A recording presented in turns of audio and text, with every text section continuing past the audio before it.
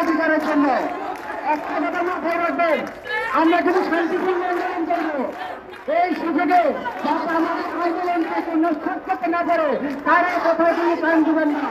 আমরা শান্তিপূর্ণভাবে এখানে অনুষ্ঠান করবো। সবাইকে অনুরোধ করবো, যে যেখানে আসেন আপনারা বসে করেন, সবাই বসে করেন, না। আর কি কথা শুনলে এম্বুলেন্স হবে, এম্বুলেন্স ছাড়া আর কোনো গাড়ি পাস করবে না কোনো প্রকার সাইড থেকে, আর কোনো উগ্রবাদী সমাধান চলবে না।